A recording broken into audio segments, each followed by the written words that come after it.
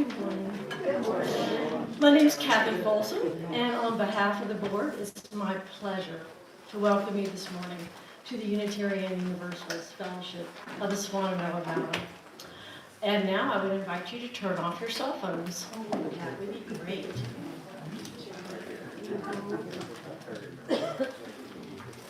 And I selected these opening words partially because of our 5th and 6th principles, but also I still hear the sound of the chant from yesterday that this is what democracy looks like.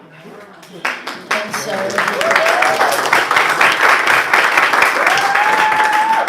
at its best, Unitarian Universalism is a religion of people who covenant to treat one another well, care for the earth, live by and stand up for the democratic process, and protect the beautiful tapestry of cultures and communities that make up the people of this world. Love is the core value from which we build.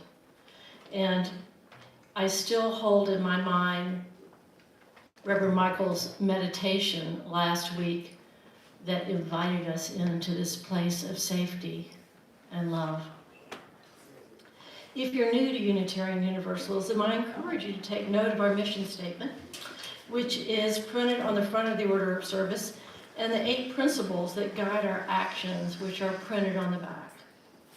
Now, it is our practice to welcome first and second time visitors and people who may not have been here for a while to, introduce themselves. And if you would like, stand and let us know who you are. Anybody? I've been starting on the left. I'll start on the right. Anybody over here? Would you like to tell us who you are, where you're from? Hi, everybody. I'm Michael Sheridan, and I'm Jeanette Koshar, and we're from Wilmington, UU, and we plan to be here for this weekend because of the beautiful fall. We're at the beach and we want to see mountains. And it happened to be No Kings, so we did No Kings here, and then we went to Asheville and did No Kings there.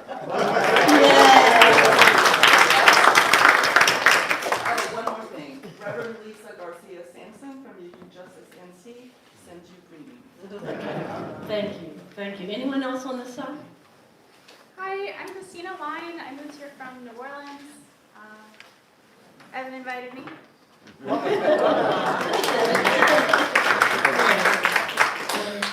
Anyone on this side? Have my wife here today.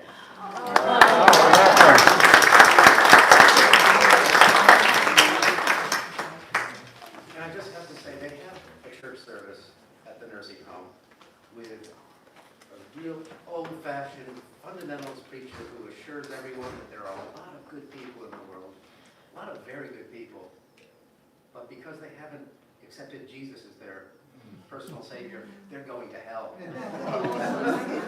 Quote.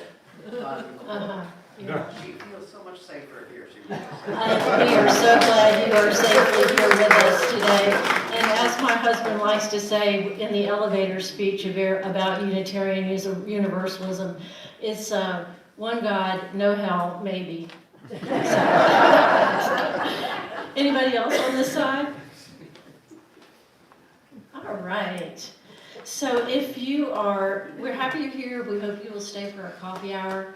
If you're interested in receiving our weekly e-newsletter or finding out more about our community, please see any of our welcoming, lovely people with an orange name tag on. They are representatives from our membership committee, and they'll be at the greeting table in the foyer and out in the portico after the service. Now, I would invite you to follow along silently as I share our land acknowledgement statement. It's printed on the back of your service.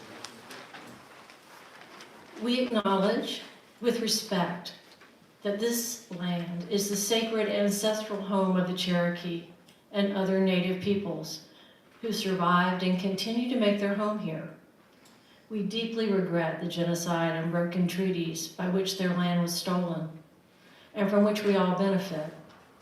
We support the Cherokee as they seek redress for these injustices. We also acknowledge that this country was built on the stolen labor and denied ownership of land to enslaved Africans. who continue to experience oppression, economic injustice, and generational trauma. We bear a moral and spiritual responsibility to oppose and work to eliminate the ongoing harm of white supremacy and racism. And now we do have a couple of announcements this morning, and we also have announcements about the church and also the larger community posted on our bulletin board outside in the foyer, so we hope we'll take a chance to take a look at that. But we have two things going on that I want to just bring your attention to. One is the Walk for Your Neighborhood, that's back, and that's Sunday, October 26th, next Sunday at 2 p.m. at the First Baptist Church in Swannanoa. The walk will start at 2 p.m., but there's a block party and lots of family-friendly kinds of activities, and the funds raised there go to continue to support those who have experienced serious losses from Hurricane Helene. So lace up those sneakers and walk. That's good. And I just want to point out that after the service today, our religious education program is going to be highlighted by Susan. And so you're invited to come in there from 12 to 12:45 for a coffee and chat to find out a little bit more about what RE does here and how it is a part of our faith community. So, and also she highlighted this, that she was in the Rada Indian Grocery in West Asheville for items to celebrate Diwali, and they donated all kinds of lovely things for this morning's chat. So we really appreciate your generosity. So with no further ado, let's get our service started.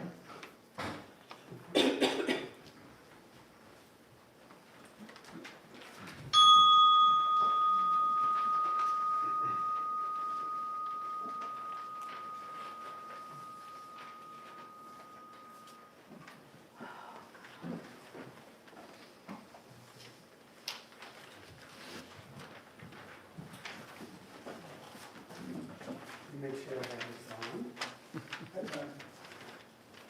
this on. I turned it off and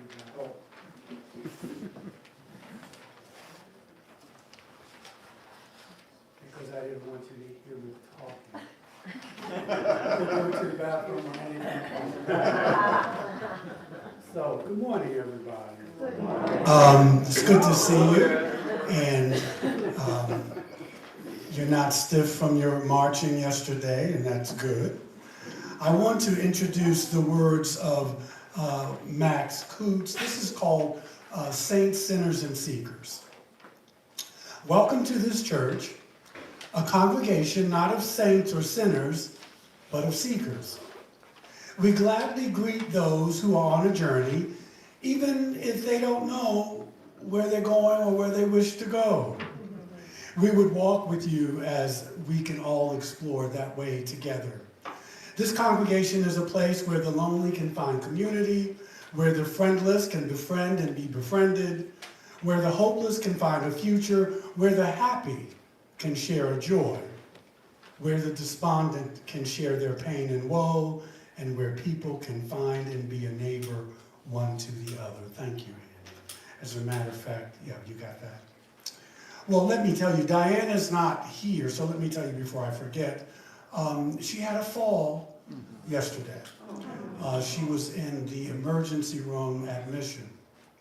The medication she was on makes one dizzy, so they took her off of it. What a concept.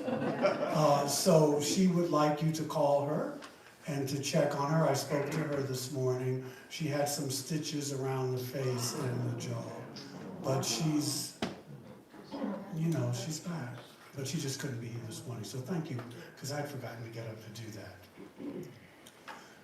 So with that being said, please rise and do not fall, as you are willing and able, and join in singing our opening hymn, number 18. What wondrous love is this? Number 18.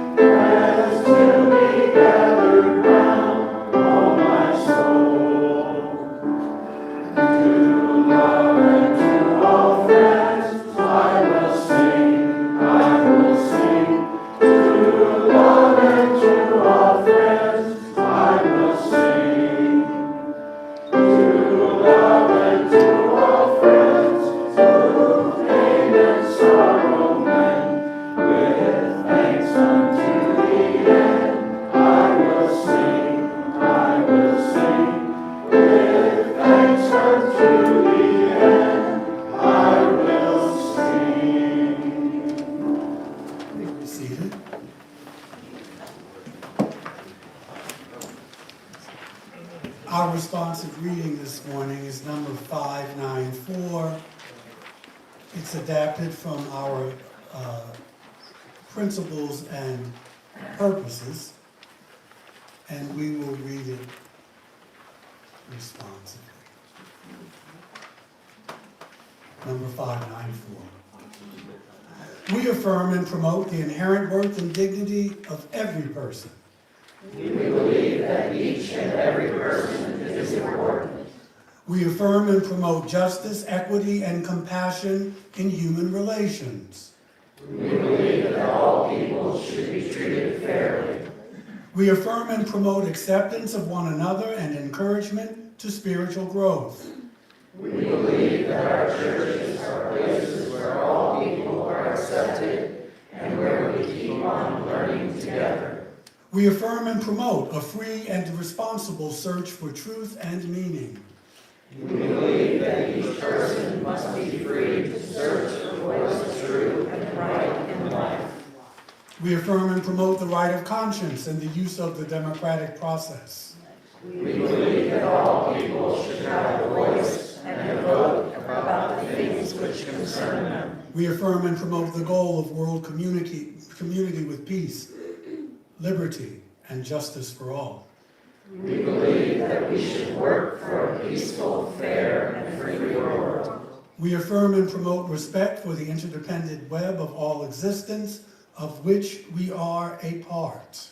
We believe that we should care for our planet Earth.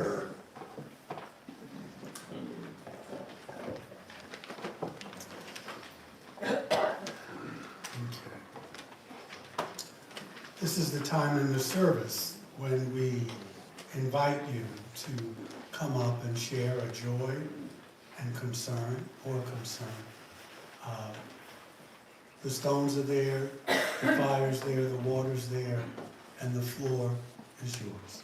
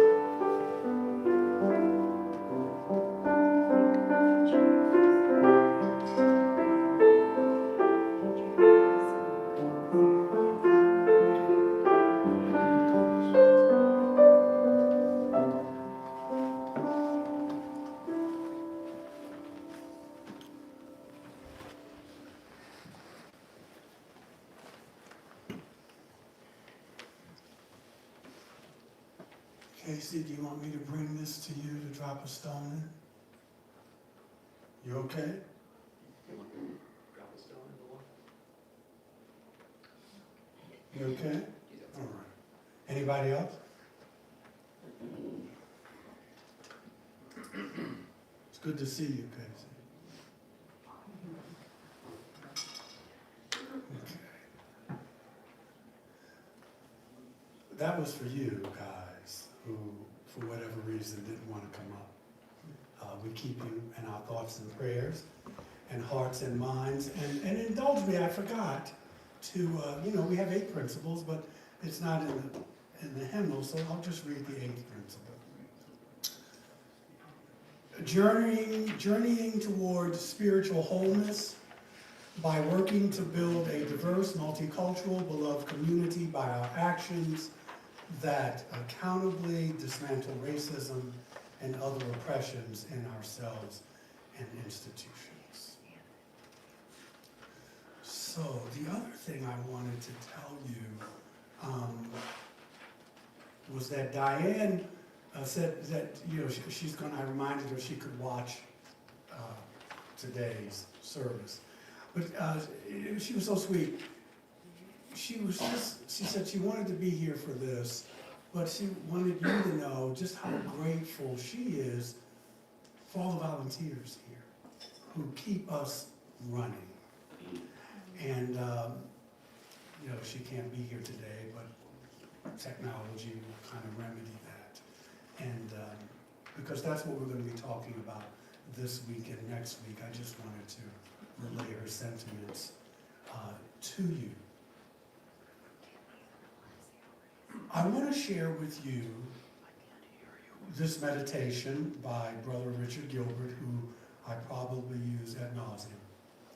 But he's just, I'll find some other words. I did that with Dr. Thurman. I just used him until I used him up.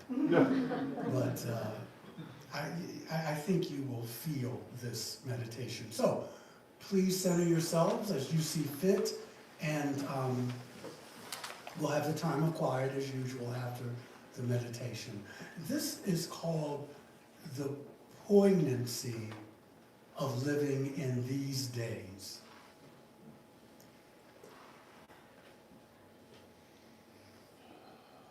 I inhale and exhale in regular rhythm. An act so common it never occurs to me to even pay attention. And when I do, I'm overwhelmed with the wonder of it all. I eat my food as I have done for 1,000 days, a practice so frequent I hardly notice. The miraculous million events that happen in my body, and when I do, I am taken with their singular beauty. I greet my loved ones as I have greeted them for years, a habit that I pass off casually, until I realize the deep poignancy of greetings and farewells, how precious they really are, how they touch deeper feeling chords each time. Perhaps it is middle age or old age, or perhaps sentimentality grows in me, or perhaps I am awakening to life, in such ways transcending my usual semi-awake state of being. The poignancy of living in these days penetrates me, burrows deep into psyche or soul or spirit, I know not what. I only know that I feel things more deeply with the passing years, and the common things of life become uncommon, that the ordinary becomes extraordinary, that the habitual becomes sacred. Bittersweet is the poignancy of living in these days, and I awaken myself and I bow down in deep gratitude. And now, while my mind, your mind, our minds are one for this brief moment, I leave you all with the eloquence of silence.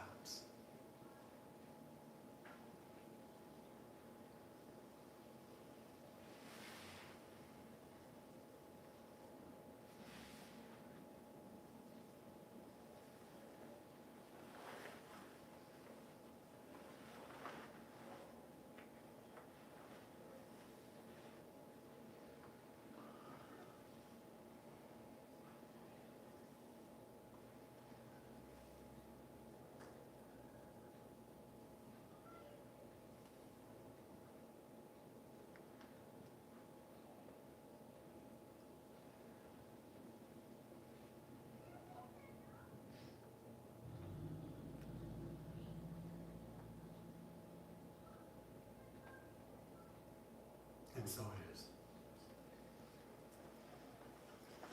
I was staring at you when your eyes were closed. You guys look beautiful.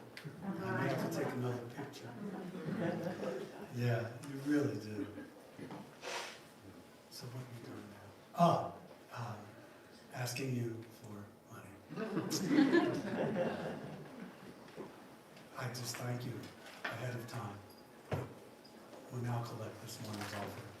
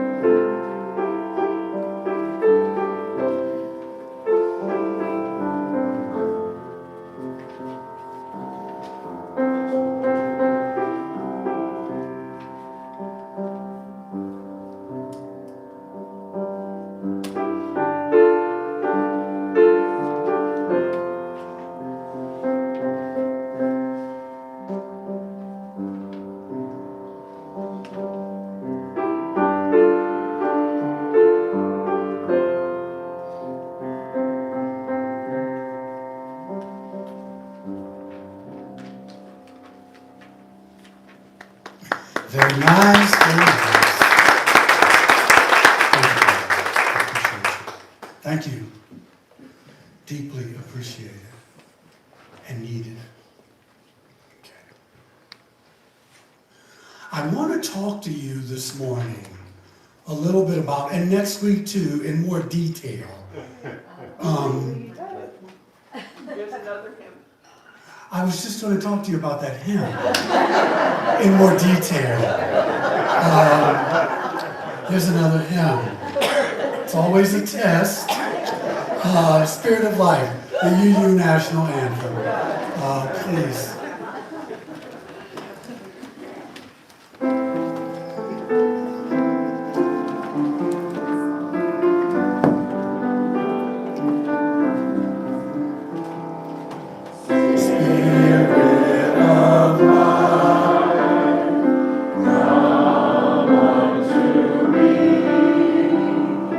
Sing in my heart, oh, serve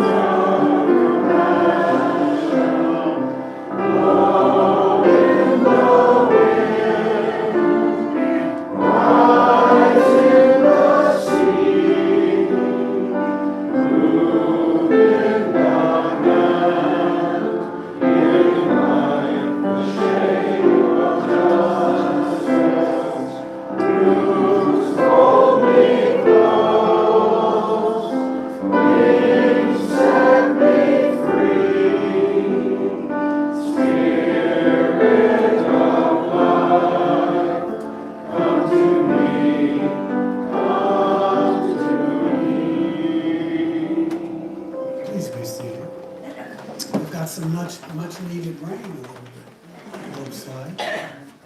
Again, I just want to remind you that Susan would like anybody who's interested after the service to come back and hear more about the RE programs. And I want to be candid, we need more volunteers for our youth. So if that is in your computer here, it would be very welcome. We also were looking for people, we're trying to start, I think it was the Legacy program with, we don't have an endowment. So if you're interested in maybe how to raise funds so we can leave a financial legacy, we want to form a committee for that. So if any of those things touch you, please think about it and act on it. I've been, this is something I've been thinking about over the summer, during the sabbatical. And next Sunday is kind of like a part 2 to this. I'll get into more specifics about how you can discover things about yourself by serving the congregation. But I just want to talk about the spirituality of service as it applies to lay leadership in our denominations, but particularly and specifically to our congregation here. Now, the most practical reason to become a leader in your congregation is because we need you. Our congregations, as you know, are voluntary associations and depend on donations, not just of your financial resources, but of your time and talent as well. In fact, even if our members pledged sufficient financial support so that every single task could be given to paid employees, the church would still need volunteers because that's simply the nature of a volunteer association. We also get involved in leadership because it feels good. Nothing wrong with that. We meet people, we form friendships, we become more integrated into the community, and some of us just stop there. Some of us stop there, satisfying our own need for a sense of belonging. But I think that if you push a little further, you will find that the doorway to leadership and lay leadership in our congregations is a spiritual practice. Long ago, I heard a UU minister in New York put it this way, that people who come to UUism seeking spiritual goods are likely to be disappointed as long as they have the outlook of consumers looking for material goods. Now, what did she mean by that? Some people in congregations, and I've attended those congregations, and I've served some of those congregations, where people have a pet project that they can't do anywhere else. And so they join a church and they kind of push that agenda. Or they want to make the church over in their image. I want to be a big fish in a little pond. I was at another congregation, I couldn't do it there, so I come to another congregation. There are some congregations who have to deal with that. And so if their connection to our liberal faith is to grow into something more rewarding, they may have to give up the consumer mindset and to begin to think of themselves as what? As shareholders, as investors, co-owners into what happens in the congregation. I like to use the Star Trek analogy of the needs of the many outweigh the needs of the few or the one. Many people in our congregations think that the democratic process means that if I give you an idea, you have to act on that. And that's not true. We will listen to you. We will discuss with you. But that doesn't necessarily mean that because you want something to happen, that can happen. And that's one of the spiritual principles we'll talk about a little bit more. And that's, how do I respond when I don't get my way? How do I do that? Do I do that? Just as the parties in a marriage see themselves as partners rather than competitors with a joint share in the success of the enterprise. Now, there may be more challenges inherent as serving as a leader in your church than, let's say, there would be if you served in a soup kitchen,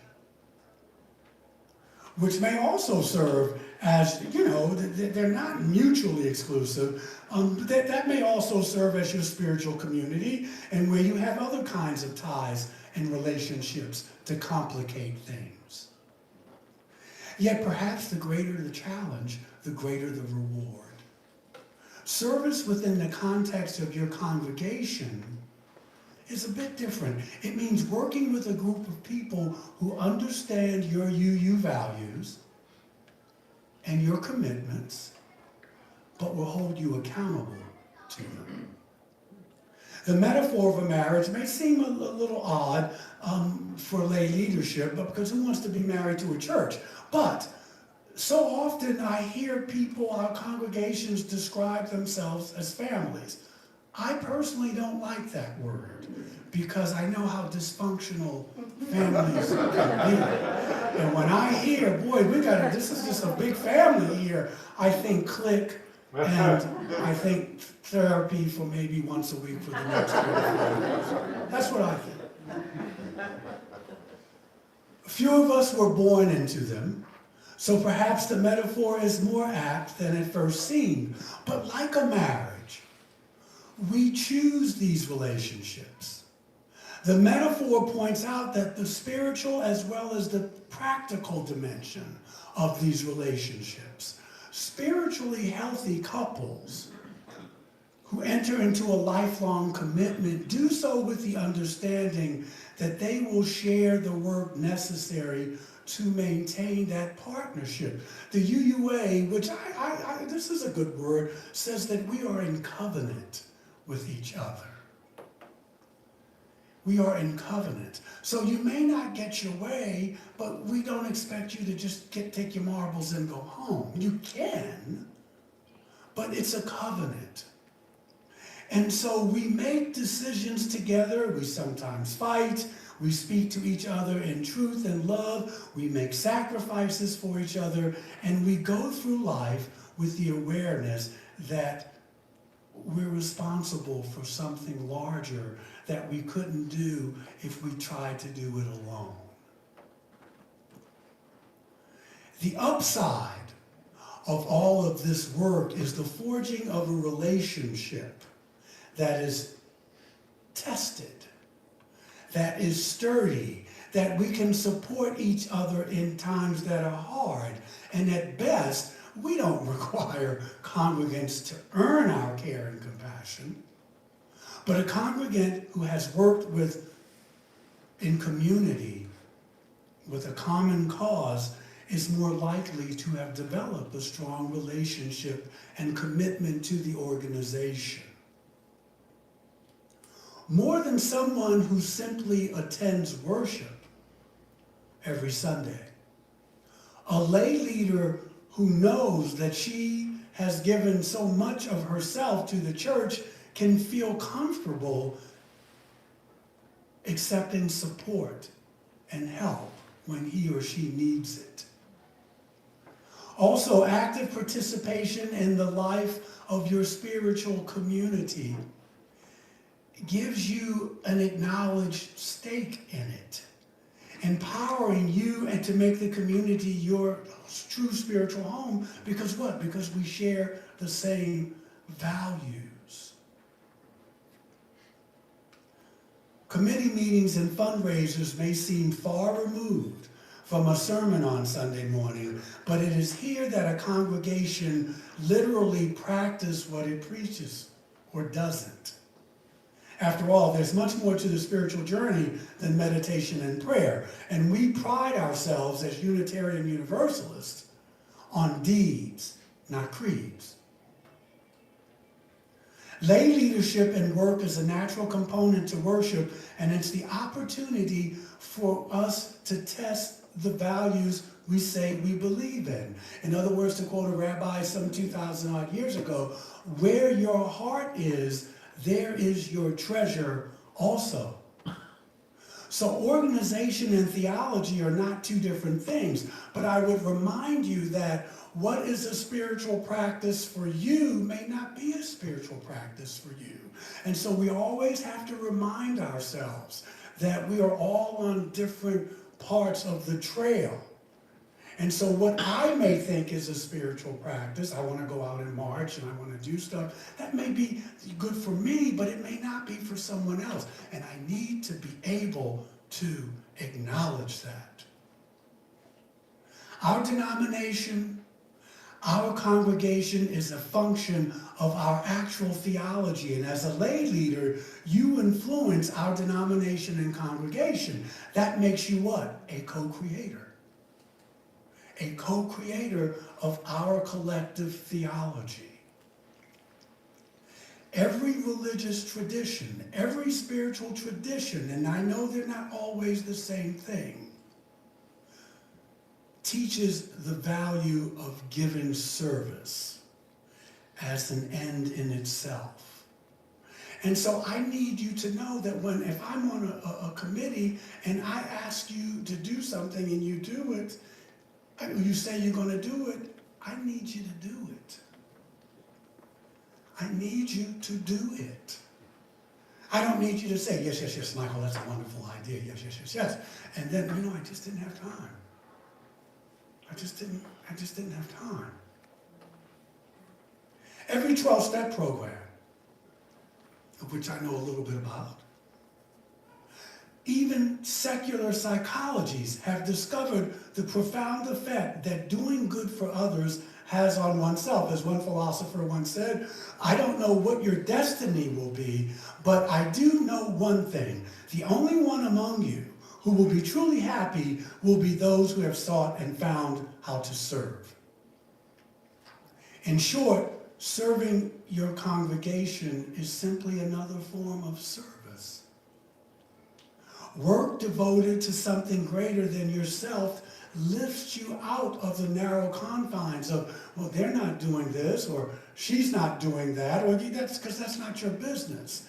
And you don't have to focus on that. It's about what you are doing. It enlarges your personal perspective and provides context for the joys and concerns that we have in our lives. It's a reality check that brings us back to our seventh principle, in which we affirm the interconnected web of all existence, of all existence.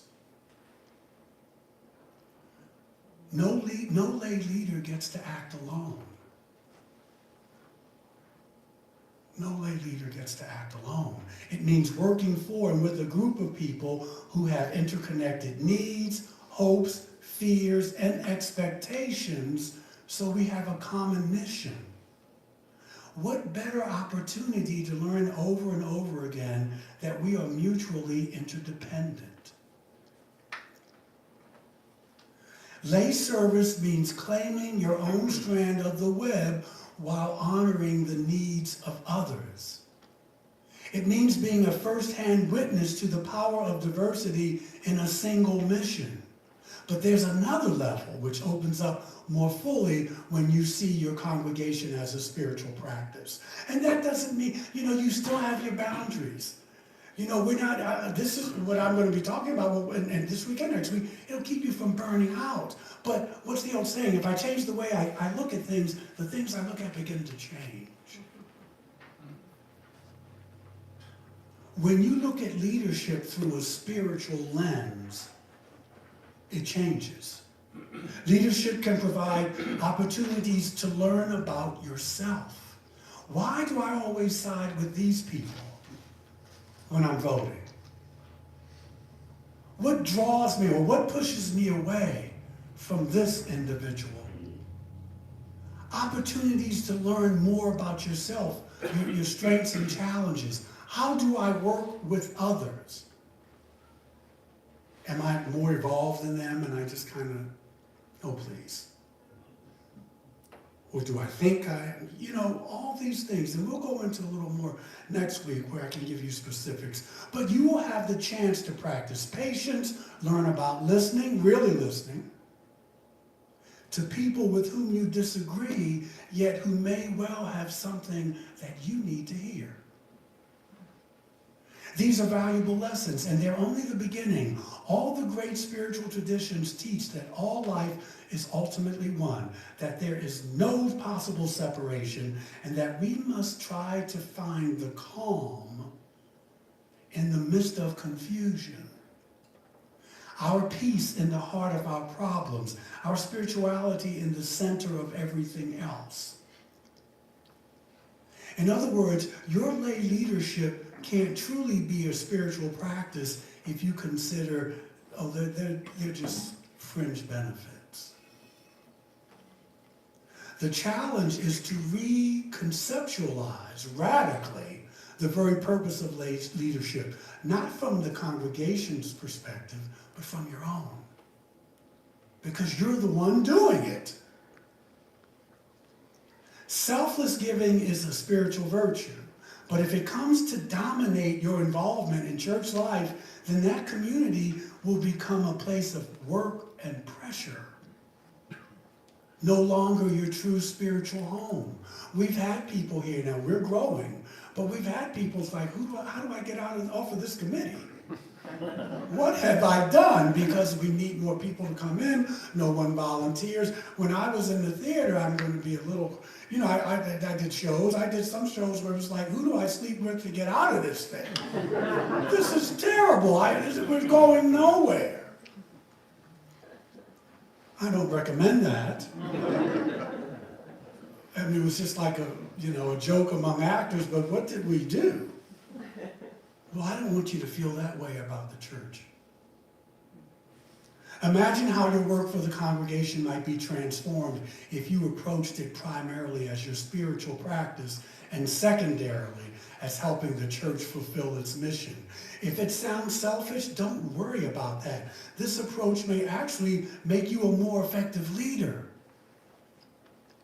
Think of your time and energy as congregational resources and yourself as a steward of those resources. And a key aspect of that stewardship is to avoid burnout. So if you tailor your leadership to what you need and your boundaries, you grow your soul. There are some spiritual traditions which emphasize that the accomplishment of a task is secondary to the experience of the task. And that's difficult for me because I'm very task-oriented. So I have to always remember that this is one way of being non-attached to outcomes. Whether or not a thing gets done is far less important than how one attempts to do it. Is your mind distracted or confused? Do you only see your way without considering the whole? Is your intention clear or dissipated? Do you experience joy or resentment while doing it? I've been in some congregations where we have certain people who have a skill set, but they ostracize people. They turn them off. They insult them. And then you have people who say, boy, they're real efficient. But if they're ostracizing and insulting people, I'd rather go with the person who doesn't have the experience, but the emotional intelligence, rather than the person who has the skill set, but they don't have the emotional intelligence to live out the first principle. Setting goals and accomplishing things is tremendously important. And as congregations adopt the language of businesses, especially the larger churches, and boards are striving to be better managers, we've been told again and again about how important it is to set goals that are measurable, that are smart, that are attainable, realistic, and timely. All these things are important. Yet every spiritual tradition humanity has ever devised teaches the same lesson, that how we do what we do matters more than what we do. The secret of life, we're told, is that it's the journey itself that matters, and not always the arrival at the destination. The person who gives little with a pure heart does more good than the one who gives much simply because they have a pet project they want to get done, or they want to show off, or they want to say, well, I'm a leader of this church. If you do the right thing for the wrong reasons, you get no merit. Again and again, in different ways, humanity's spiritual traditions encourages us to focus on the experience of what we're doing and not the final product of your actions. Two different ways of looking at life and looking at the world. The way of the world's and the way of the world's religions. Suppose, what if the world's religions are correct? What about that? What if it's really, the most important thing is how you play the game? What if we really stick with the full weight of our principles? Now, for some, this may seem new, it may seem old, it may seem heretical, it may be a heretical way of looking at things. But if the church were only a business, efficiency, productivity, and the bottom line would be the only thing that mattered. If the church was only a business, even a nonprofit, the goal would be to accomplish the goal of the organization as effective and efficiently as possible. And see, we were in the unique position, at least when I got here, that we didn't get it that we were an organization. We were a club. We were a club. You know, and then when we started trying to get some order here, that, you know, we have to keep the lights on, that ministers have to be paid, that we have staff that needs to be paid. We were the other way. We didn't really, it's too much like a business. Well, it's not a club. And then you can go the other way, where of some of our larger churches, not all, where it is more business. And that's okay, because usually those congregations vote for that. But success, you know, we have to balance our budgets. We have tasks that matter. Churches are not just business ventures, though. And even though some may act that way, they're not even typical nonprofits, because we're first and foremost a community. And that's what I really want you to hear. We strive to embody the ideas represented by Dr. King's term, beloved community. The late South African Archbishop Desmond Tutu once said that the church should be an audiovisual aid for the sake of the world, showing the world how it should be, or how it could be. And so here, despite the many similarities with traditional businesses, different rules apply. So there's a new bottom line, and the measure of our success is different. And so I just want to thank you all, really, for volunteering, leading us into the 21st century, leading us in this time of empire. How do we navigate living in empire? Our ancestors had to do it too. And how we do that by keeping, you model how we keep our hearts open and our minds. I thank you for your journey and for sharing it with us together. Thanks, guys. Thank you.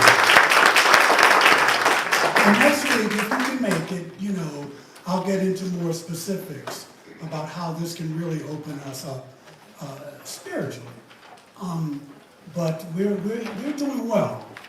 We're doing well. We are very different than a lot of UU churches. We have something here.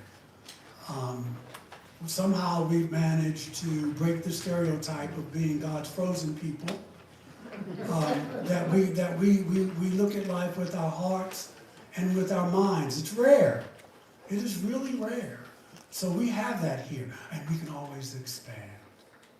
And we can always grow and take that out into the world. And we'll talk about it a little more next week. So let's get out here and enjoy a beautiful fall day. Please rise as you are able and join us in singing our closing hymn this morning, This Little Light of Mine, number 118.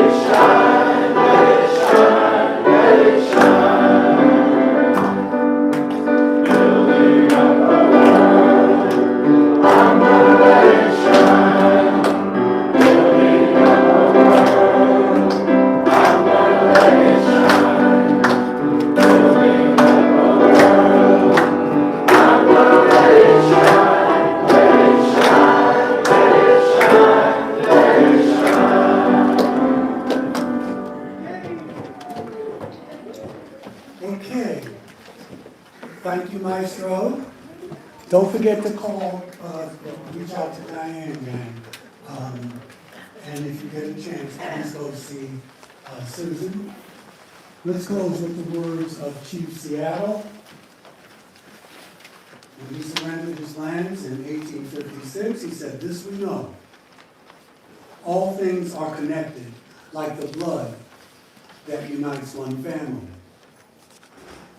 All things are connected. Whatever befalls the earth, befalls the sons and daughters of the earth. We did not weave the web of life. We are merely strands. Whatever we do to the web, we do to ourselves. This we know."